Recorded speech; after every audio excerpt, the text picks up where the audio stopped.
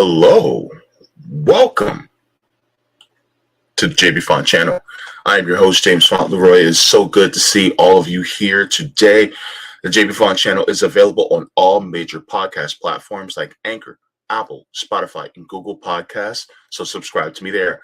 I'm also part of the Revolutionary Blackout Network, so you can find me on the JB Show on Sundays at 1 p.m. Eastern, on Tuesdays on RBN Live at 4, and on the Sabby and JB Show on Thursdays at 6. And on my usual day, here on this channel, on the JB Font channel on Tuesdays at 2.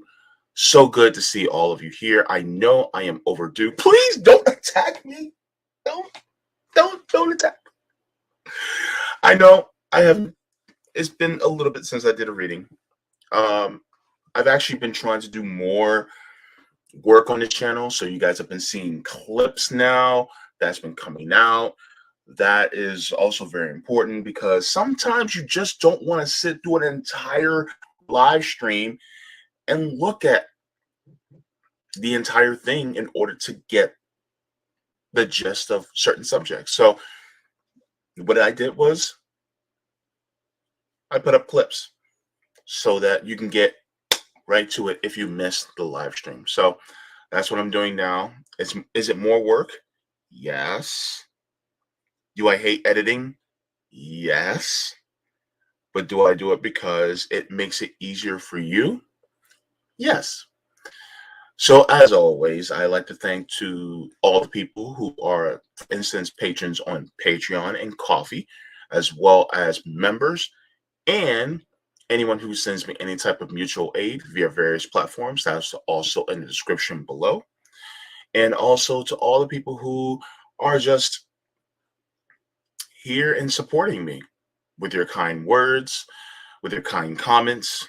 It really means a lot and it helps keep me going. So I just want to thank all of you from the top and bottom of my heart. As always, as you guys know from the title, we're doing a reading. We're continuing The Dirty Truths by Michael Parenti. We're going to be continuing this. Chapter 5, Part 2. So that's what we're going to be doing today. This is actually really good because it actually goes into his familial history. So we're going to learn a little bit more about Michael Parenti, where he came from, and how it influenced his politics. So that's one of the things that we're going to be getting into. So we're going to be getting into that.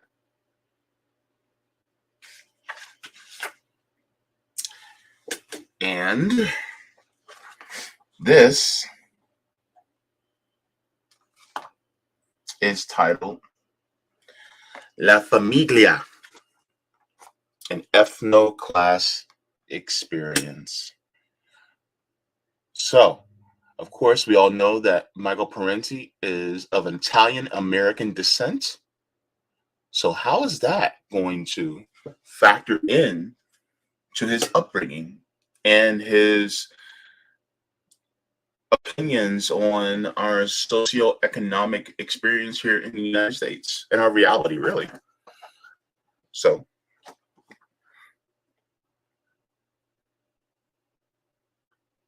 I forgot this was here. Shoot.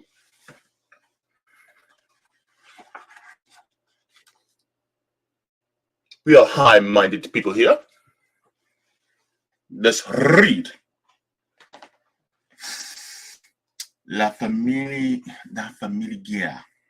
an ethno-class experience. Decades ago, in the northeast corner of Manhattan, in what was still known as East Harlem, there existed a congestion of dingy tenements and brownstones wherein resided one of the largest Italian working-class populations outside of Italy itself.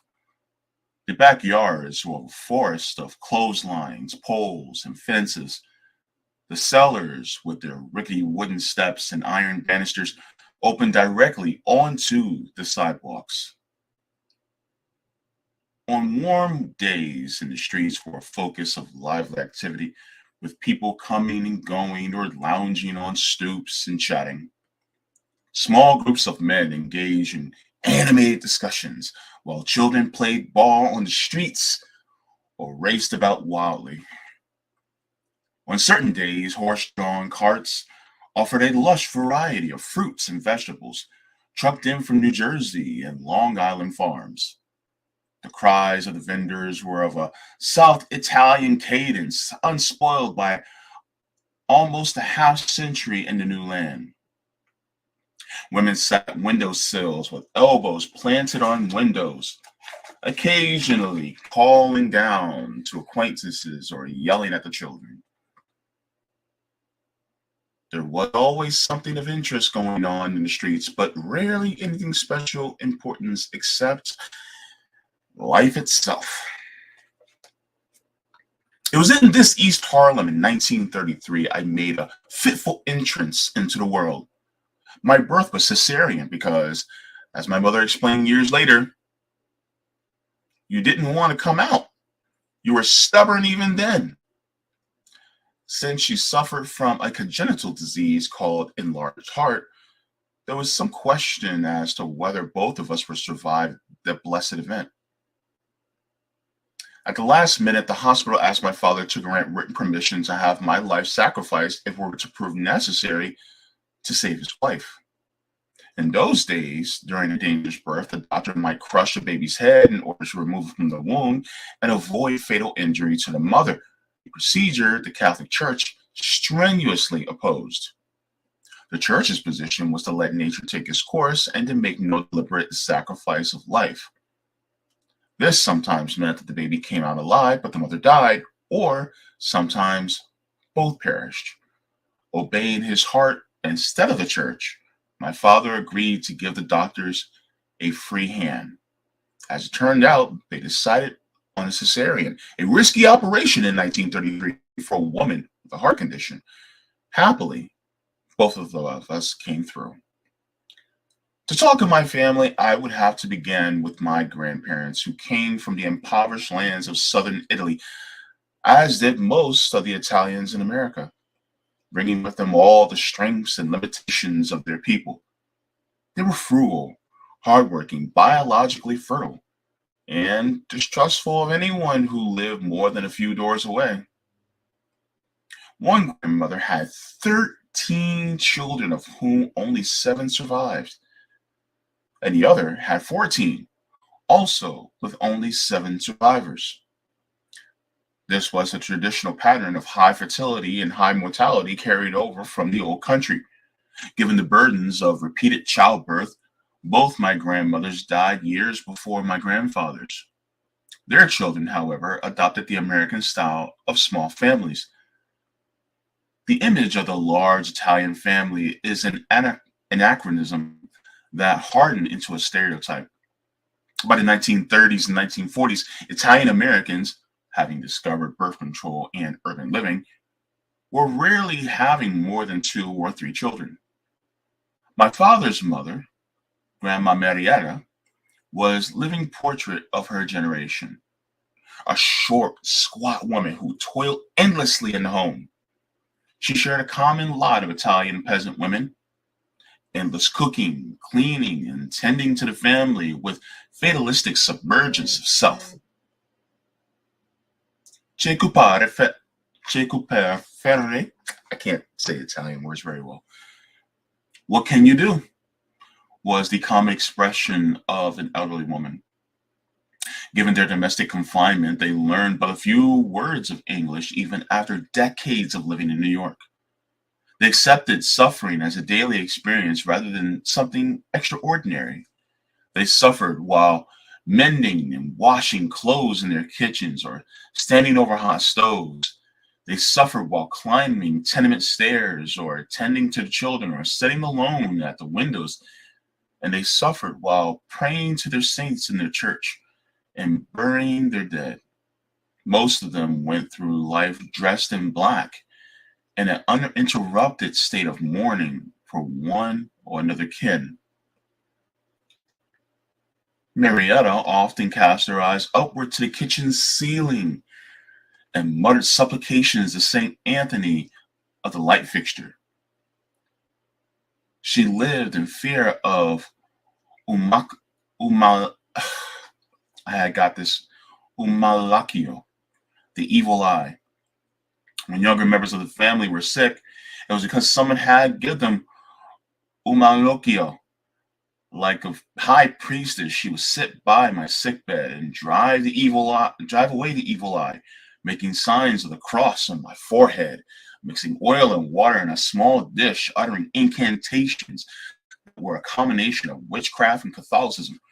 Witchcraft was once the people's religion, having been in southern Italy centuries before Catholicism, and having never quite left. The incantations seemed to work, for sooner or later, I always recovered. Some of the first generation Italians were extreme in their preoccupation with umalnacchio. I remembered as late as the 1950s, a few of the post-war immigrants will put an open pair of scissors with one blade broken on top of the television set so that no one appearing on the screen can send umalnacchio into their living rooms. It was a way of magic of medieval times, protected them from the technological evils of the modern era. Although, as we now know, the contaminations of television are not warded off that easily. My mother's mother, Grandma Concetta, was something of an exception to the picture of the Italian woman. Endowed with a strong personality and vital intelligence, she turned to the only respectable profession open to rural Italian women in the late 19th century. She became a midwife, a skill she learned in Italy and brought with her to New York. In those days, midwives did more than deliver babies. They advised families on the care of children, diagnosed and treated illnesses with herbs, dietary prescriptions, heat applications, and other natural remedies that were said to work with far less destruction and sometimes more efficacy than the expensive chemical-like remedies pushed by the medical and drug industries of today. You know, it's interesting. It's kind of funny because my mom and my grandmother also talk about different natural remedies that tend to work. Sometimes they'll say, yeah, just do this instead of taking me to like a CVS or back in the day to Rite Aid or the Eckerts and getting certain types of medication. Instead of doing that, you know, my mom would tell me, no, just do this. And, you know, that'll be a more healthier way. Like one of the things I try to do is like whenever I get stuffy, if I get congestion, instead of trying to get an anti-congestion medicine, I just get my nasal rinse and it has saline packs and I fill up with saline packs and have warm saline and I rinse out the nasal passages and it shrinks the inflammation. And I'm not a doctor, by the way. This is not medical advice. I'm just doing what I do for myself. I gotta cover myself on my own channel. But that's what I do. And it gets out all the mucus and the pollen and irritants and stuff. And so it works pretty good. And it's drug-free. Anyway, back to the book. My father spoke of Concetta, his mother-in-law, with a reverence he seldom expressed towards his own parents. She died at the age of 60, and before a few years I was born. I knew her only from the testimony of others and from a few faded photographs of women who gazed into camera with a friendliness and gentle strength that made me miss her even though I had never known her. The men of my grandfather's generation, like the women, were beset by forces greater than themselves. In the old country, they had toiled like beasts of burden, trapped in a grinding poverty, victimized by landlords, tax collectors, and military press gangs. Having fled to the crowded tenements of New York, they found they had little more to live on, but sometimes less to live for.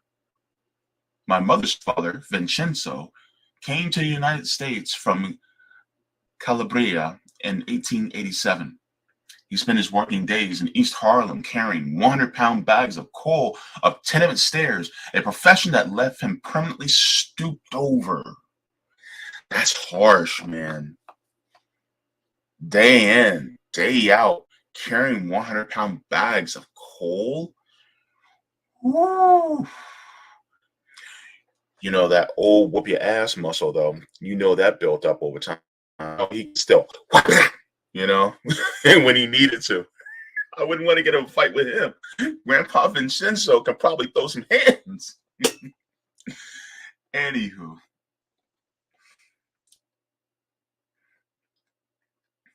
my father's father, Giuseppe, arrived in 1909, a landless peasant who had worked for one of the guest estates outside of Parenti.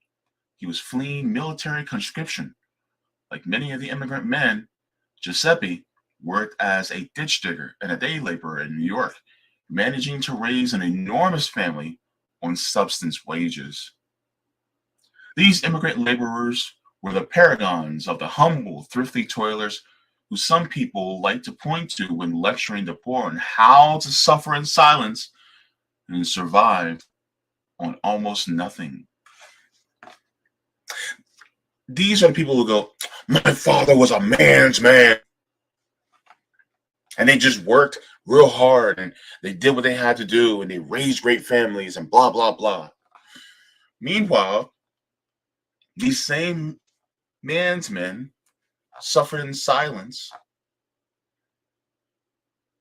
They probably didn't have a great emotional intelligence because of what they had to deal with in that point in time.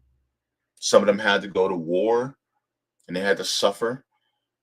And so people will praise this quiet stoicism when in reality they were suffering in silence. And they couldn't really be themselves. They have this PTSD and things like that. And it's like, well, why do you praise what they had to go through or the suffering in order for them to be the man's man that you so fondly think back of?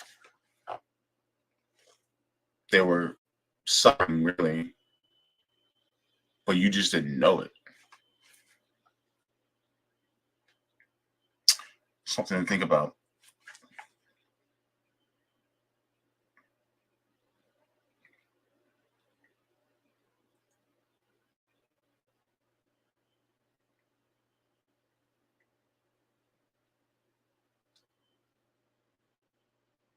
In truth, the immigrants were not all that compliant, at least not originally. In fact, they had taken extraordinary measures of uprooting themselves from their homelands in order to escape the dreadful oppression of the old world. Rather than suffer in silence, they voted with their feet. We may think of them as virtuous poor, although in their day they were denounced as swarthy hordes.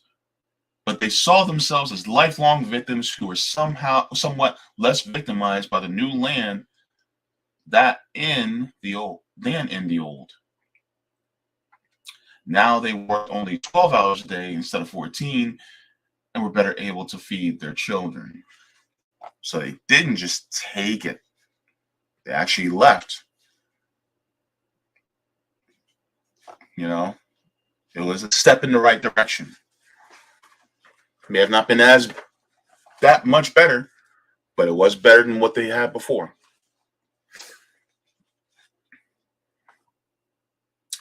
Still, in their hearts, most of the first generation immigrant men nursed a sentimental attachment to Italy. Many of them, like Grandpa Giuseppe, never quite accepted their economic exile in the new land. As the years wore on, they idealized the past and the old country all the more. Italy became paradise lost. It was not uncommon to hear the old men curse America. To them, the new land could be heartless, money mad, and filled with the kind of lures and corruptions that turn children against parents. They felt little patriotic devotion. What kept them in the United States were the loaves and fishes, not the stars and stripes. The immigrant men drank wine and made in their own cellars and smoked those deliciously sweet and strong Italian stogies, to which I became temporarily addicted in my childhood. They congregated in neighborhood clubs, barbershops, and the back rooms of stores to play cards, drink, and converse. They exercised a dominant presence in the home, yet left most domestic affairs, including all the toil of child rearing, to the women who exercised a greater day to day influence over the children and over the domestic scene in general. Religion was also left to the women. The immigrant males might feel some sort of attachments to saints and the church, but few attended Mass regularly, and some openly disliked the priests. In the literal sense of the word, they were anti clerical, suspicious of clergymen who did not work for a living but lived off other people's labor, and who did not marry but spent all their time around women and children in church.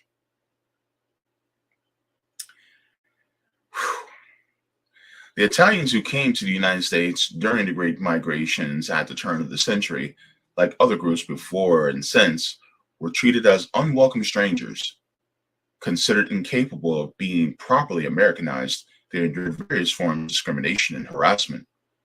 Huddled on the margin of American society, they often looked to Italy for solace. For many of them, Mussolini appeared on the world stage in 1922 as something of a redeemer. This was certainly the view reflected in the U.S. press throughout the 1920s and early 1930s. Though through his exploits in Africa and by standing up to other European powers, Mussolini won respect for Italy and for Italians everywhere, or so many of the immigrant men believed. When Mussolini came along, an elderly Italian once told me, they stopped calling us WAP. The statement was pathetically inaccurate. The admiration expressed by the U.S. establishment for Mussolini did not generate a new respect for Italians in America. If anything, it bespoke a low regard for them. The U.S. plutocrats thought no better of ordinary Italians than they did for their own American workers. To them, the Italian was a vice-ridden ne'er-do-well, a disorderly bumpkin lacking in Calvinist virtues, just the sort of person most in need of a dictator's firm hand. Like many other ethnic groups that have felt the sting of discrimination, many of the immigrants developed a late-blooming compensatory nationalism. Many became more nationalistic regarding Italy when they were in a new country than when they had lived in Italy. Certainly, that was true of Grandpa Giuseppe. The second generation, that is, the American-born children of immigrants, usually spoke of Mussolini with scorn and derision, especially after the United States entered World War II. I recall bitter arguments in my grandfather's house between the older and younger men. The women very rarely voiced opinions on such matters. As the war progressed and Mussolini showed himself to be nothing more than Hitler's acolyte, the old men tended to grow silent about him. But in their hearts, I believe they never bore him any ill feelings.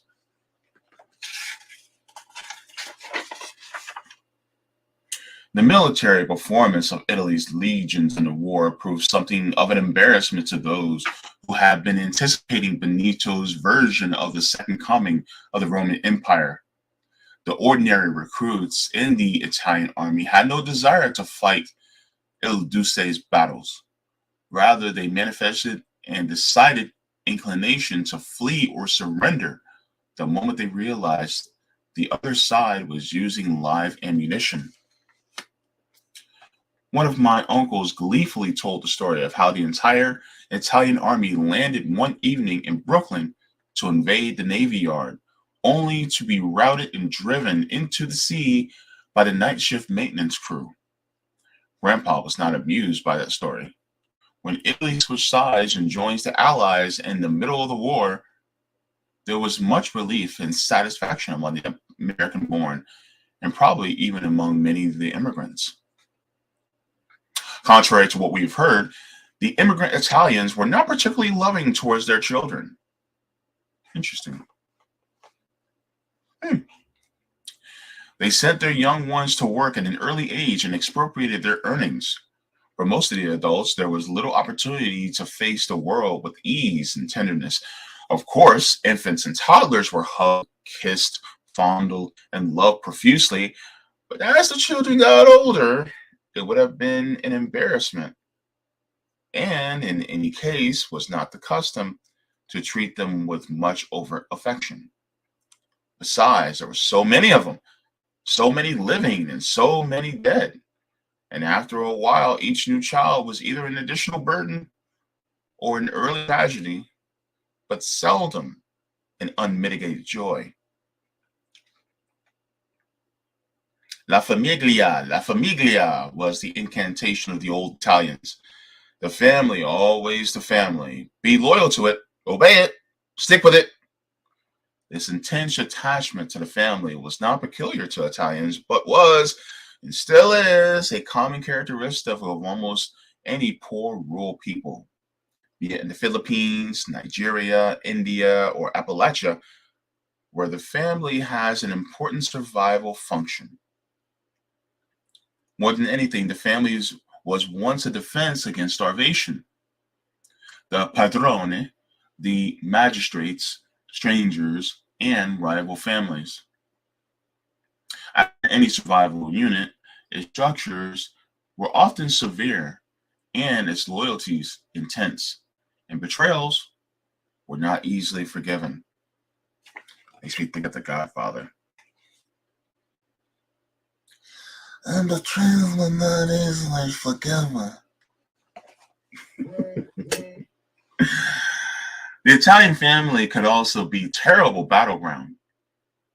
Nobody can hate like brothers, the saying goes, especially brothers and sisters who had hard childhoods ruled over by immigrant parents who they themselves saw life as a series of impending catastrophes. I remember the many squabbles, grudges, and hurt feelings that passed between my father, his brothers and sisters, and their respective spouses. The series of shifting alliances and realignments among them resembled the Balkan politics of the earlier era. Years later, as siblings put the deprivations and insecurities of the immigrant family behind them and mellowed with time and prosperity and the advent of children and grandchildren of their own, they tended to go much better with each other. I enjoyed the nourishing embrace of the big family gatherings, the outings at the beach, the picnics, the parties, the holiday dinners. The Italian holiday feast was a celebration of abundance with its platters of antipasto, pasta, and a variety of seasoned meats, the bowls of thick, tasty soups, the green salad seasoned in garlic and olive oil, the crisp and crusty bread, fresh fruits, roasted nuts, rum pastries, and the endless bottles of homemade wine. Sorry, that made me hungry. I wonder if those feasts were kind of ritual performed by people who had lived too long in the shadows of want and hunger, a way of telling themselves that at least on certain days the good life was theirs. Whether or not there was any larger meaning to them, the dinners were enjoyed for themselves. Man, sounds so good. My God. You know Italian food slaps. Mm-mm-mm.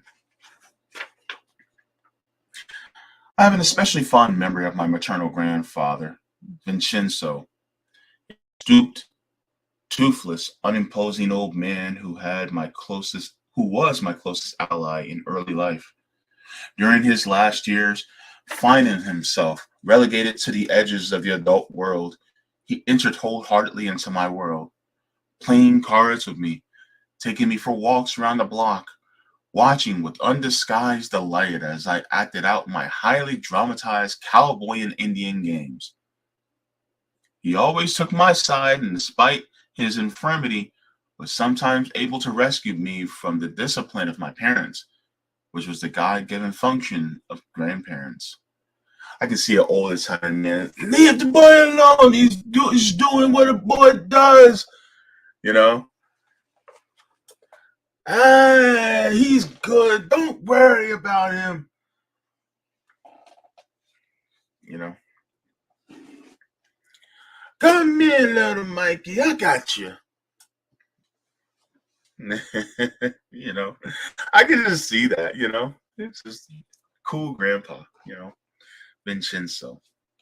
Grandpa Vinny. Or Vincenzo. Years before, when Vincenzo was still a youngster of 75 or so, a widower, he was discovered to have a, and a widower, he was discovered to have a girlfriend, a woman about 55. Oh, Vincenzo. She was steal into the house when no one was home and climb into bed with him. Oh, snap. This trice plunged the family into a state of panic and rage. My relatives denounced the woman as a whore and of the horse sort, whose intent was to drive to an early grave by overexerting his heart.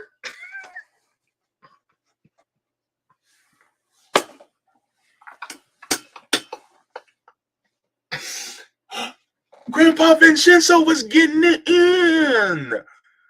He was getting it in at 75 with a 55-year-old damsel. And the family had the nerve to get all, oh my God, at his age, he shouldn't be doing that. Get off Grandpa Vinny. Grandpa Vinny can get. Grandpa Vinny done suffered his whole life toil for all y'all. Let Grandpa Vinny get a little boom boom. God. People be so prudish.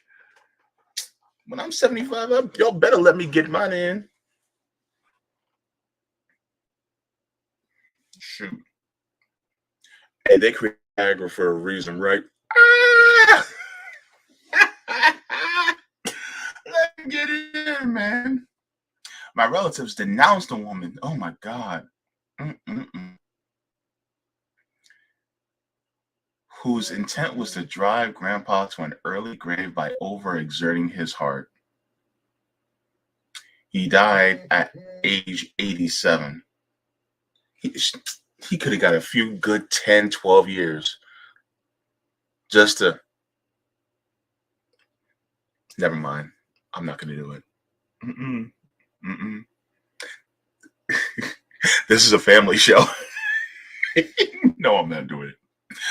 Under the threat of collective family reprisal, the poor, lonely woman dared not to see Vincenzo anymore. Oh. And my poor grandfather, after being scolded like a child, was kept under a sort of house arrest. In those days, the idea of elderly parents might have sexual desires caused a furious embarrassment among their grown children.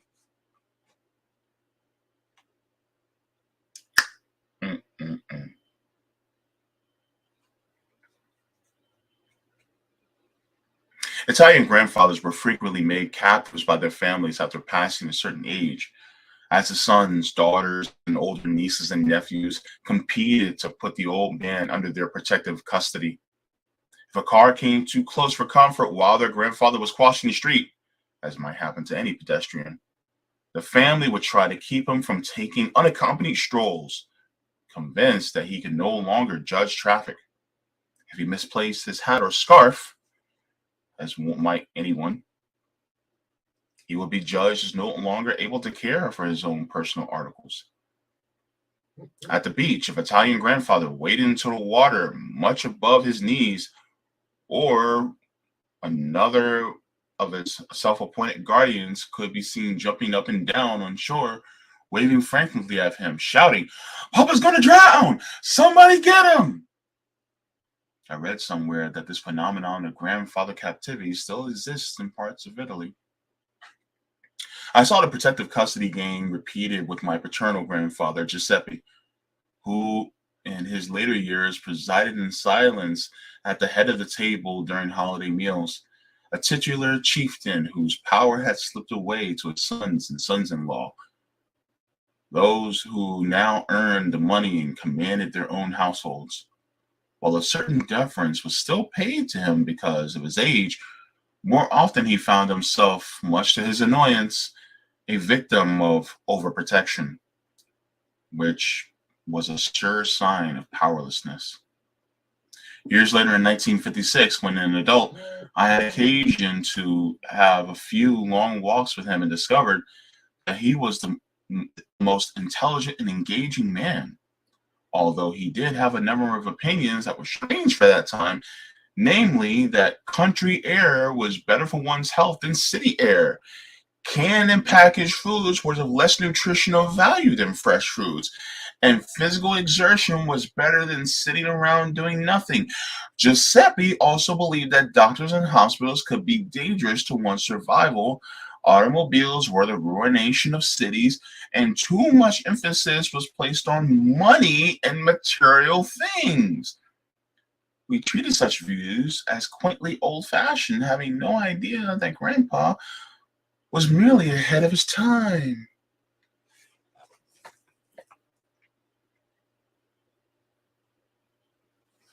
I'm gonna tell you right now, some of these old people, they already had it the right way back in the day. We just left away from it, and then now we just looking back at it and be like, man, damn, they were right. Some things they were right.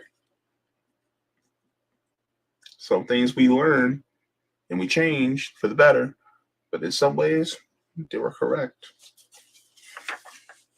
After my birth, the doctors warned my mother that another pregnancy would be fatal. So I went through life as an only child. My mother tended to spoil me, for which she was criticized by her older sisters.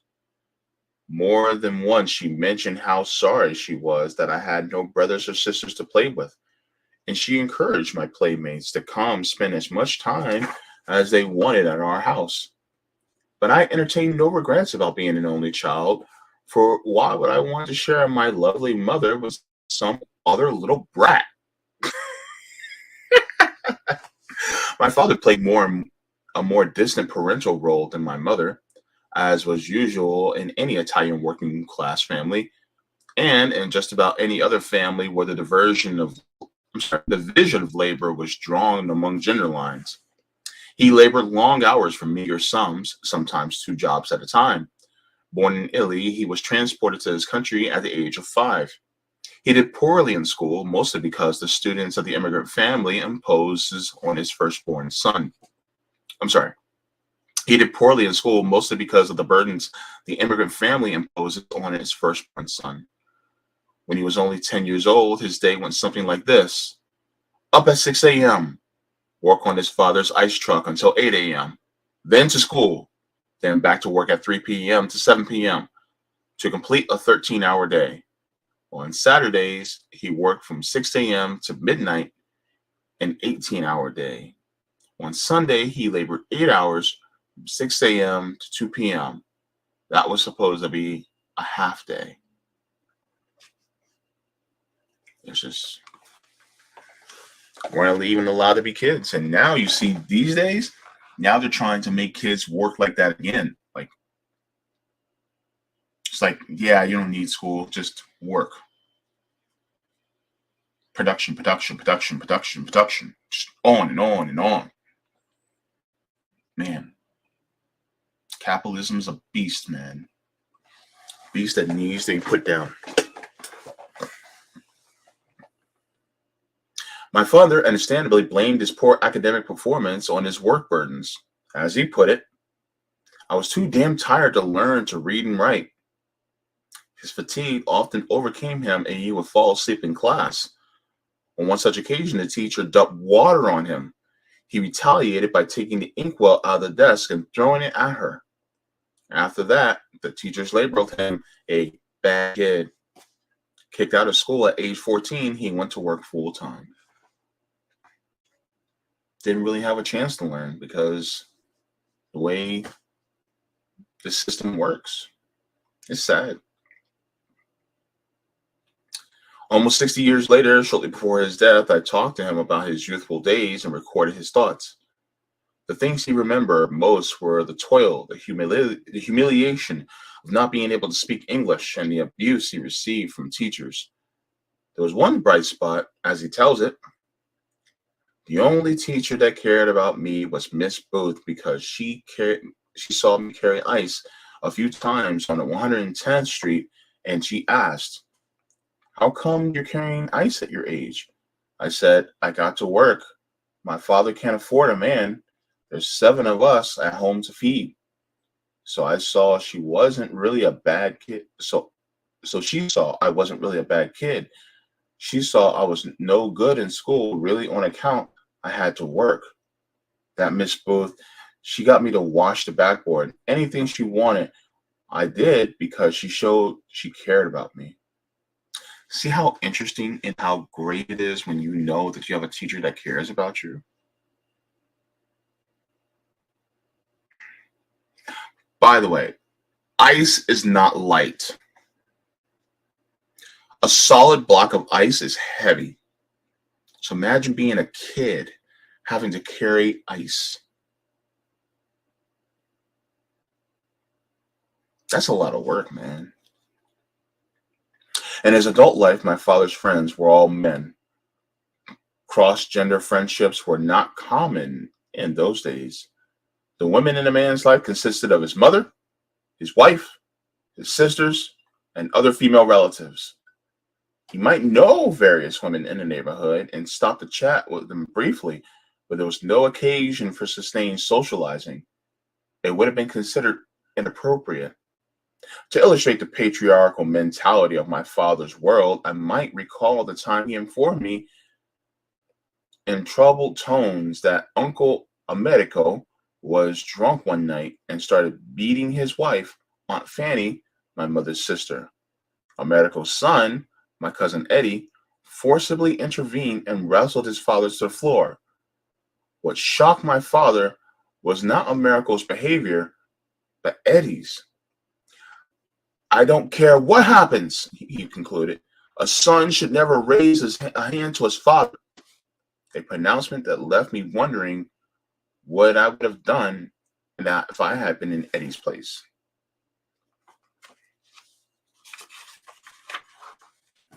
Hovering over us was the Great Depression, a mysterious but palpable phenomenon that explained why there was never enough money, why my father was working all the time, why I couldn't have this or that new toy. I remember during one unusually difficult period of my mother bought a small steak and cooked it for me as a special treat. She sat watching as every morsel disappeared into my mouth. When I offered her the piece, she declined, saying she wasn't hungry. Only years later did I realize with a pang that she very much would have wanted some. None of my relatives talked of careers. I didn't think the word was vogue among us, was in vogue among us. I'm sorry.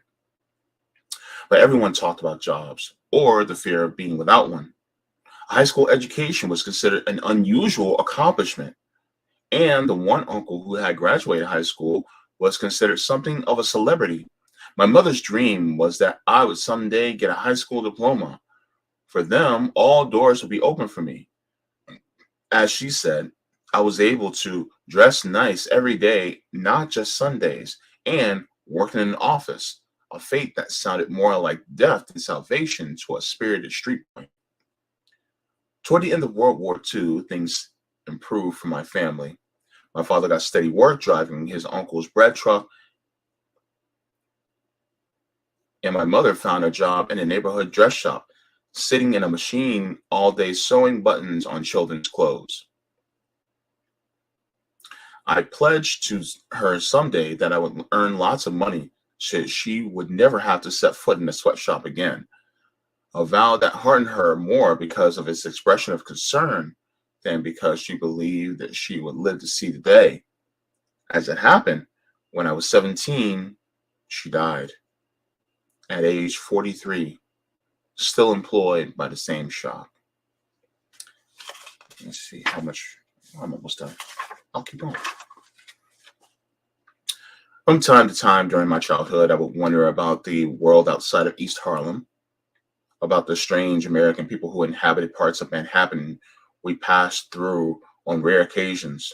The tall, pink faced Anglo Protestants who pronounced all their R's and patronized the Broadway theater and went to Europe for purposes rather other than to locate relatives. I would think of other equally strange peoples and unexplored worlds with anticipation. This intoxication of experiences yet to come left me with feeling that East Harlem was not my final destiny in life, a feeling that would grow with time.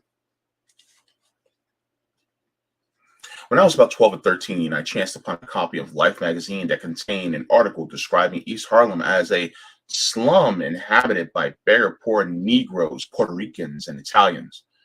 A sentence that stung me enough to remain in my memory. Slum or not, most of the Italians, including all my relatives, abandoned East Harlem in the late 1950s, moving to what sociologists call the second settlement areas, leaving the old neighborhood to the growing numbers of more recently arrived Puerto Rican immigrants.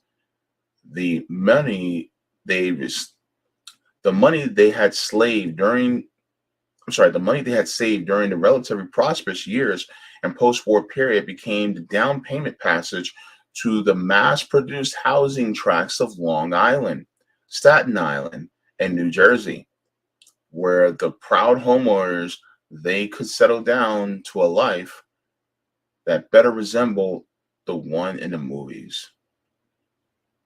The few surviving old immigrants were taken along in this exodus, often reluctantly, now in the isolation of suburbia, to regret the loss of both Italy and East Harlem. For Grandpa Giuseppe, who spent his last few years in Lindenhurst, Long Island, not even the magnificent vegetable garden he grew in the back of his daughter's house can compensate for the sense of double displacement he now endured. The new prosperity and lifestyle took its toll on the second generation too. One uncle, who used to have huge parties for friends and relatives in his home on Third Avenue, complete with mandolins, accordions, and popular and operatic songs drawn from the amateur talents of the guests themselves, now discovered that no one came to visit him on the outer edge of Queens. An aunt of mine who had lived all her life within shouting distance of at least three of her sisters tearfully told my mother how lonely she was way out in Staten Island. In time, I went off to graduate school and saw far less of my extended family as they did of each year. Years later in 1968, I got a call from my cousin Anthony asking me to attend a family reunion. It took place in Anthony's home in Queens, a crowd of cousins and their fourth generation children, the latter being youngsters who I was meeting for the first time and for whom East Harlem was nothing more than a geographical expression, if that. Time had brought its changes. The women wore uh,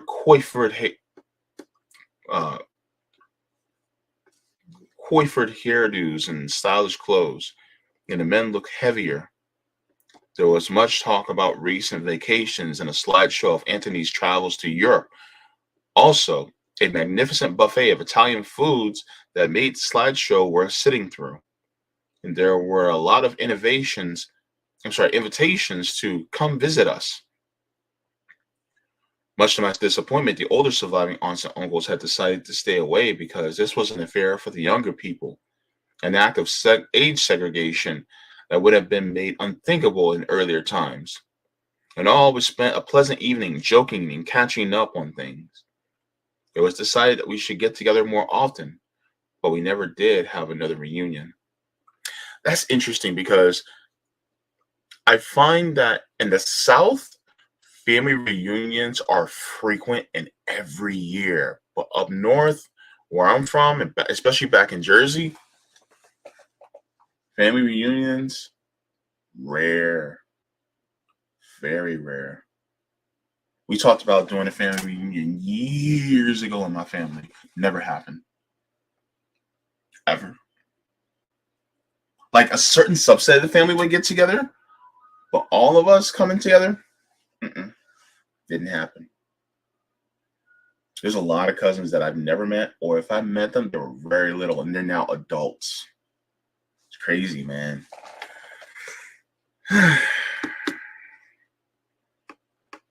In the late 1970s, I began to have recurring dreams, one every couple months or so, continuing for a period of years. Unlike the recurring dreams portrayed in movies, in which the exact same footage is run and rerun, the particulars and fixtures of each dream in real life or real sleep differ, but the underlying theme is the same. In each dream, I found myself living in a lovely newly done apartment. Sometimes it had spiral stairwells and bare brick walls, and sometimes lavish wood paneling and fireplaces, but it always turned out to be a renovation of 304 East 118th Street, the old brownstone in East Harlem, where I had spent most of my early life. We might think of recurring dreams as nightmarish, but these were accompanied by sensations of relief and yearning. The life past was being recaptured and renovated by life now accomplished. The slum was being gentrified. The working class Italian youth and a professional class American academic were to live under the same roof. I had come home to two worlds apart, never quite at home in either. I would now have the best of both. Once I understood the message, the dream stopped.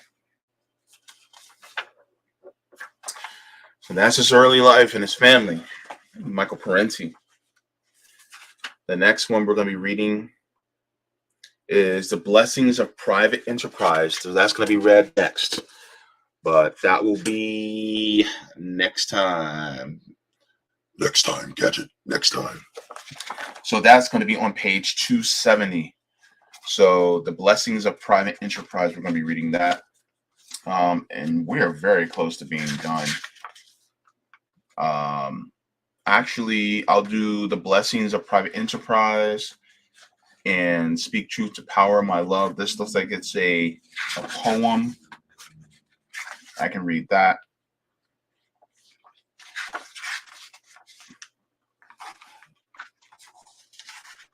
To be honest with you, I can read. Actually, no. Private Blessings of Private Enterprise, and then these poems I will read, and then the last part about the author, I will read those, and we're done with Dirty Truths. Crazy, right? Whoa, one more part, man. And we're done, man.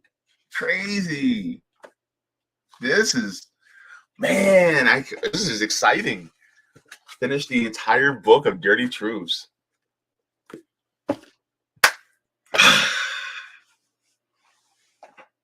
So, interesting.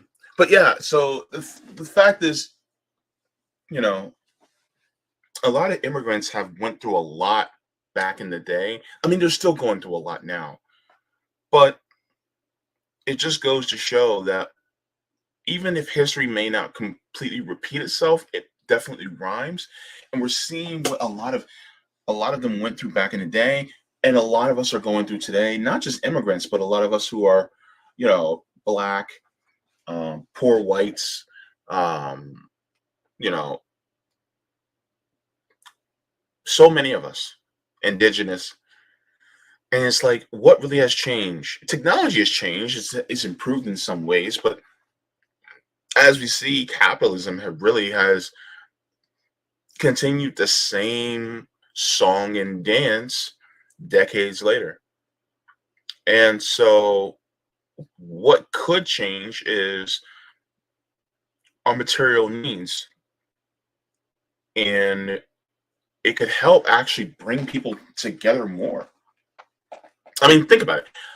You have, family and friends and loved ones that you could be with and spend more time with if you have the time, but you don't have the time because you have to toil for a capitalist. You have to toil for these people who constantly they're living their best life, but you can't live your best life because you have to toil for them in order for them to live their best life. So yeah, that's the part where people need to realize that this system just needs to go because it's doing us no good. But yeah, so I will be getting into the next part of chat part Asada, her autobiography. I'll be reading, so I'll be getting into that next. I can't wait. Thank you so much for tuning in to this reading. Thank you to all the patrons on Patreon and Coffee and members. Thank you for all that you contribute. Also to the people who also send me mutual aid via various mutual aid platforms. Thank you so very much. And thank you to all the people for your kind words. And thank you for your support. Like I always say, water yourselves, water your plants, water your brains and your hearts. Leave the world better than you found it. Mwah, forehead kisses to every single one of you. Yes, you. And I will see you in the next one. By the way, reading is fundamental. Keep doing it.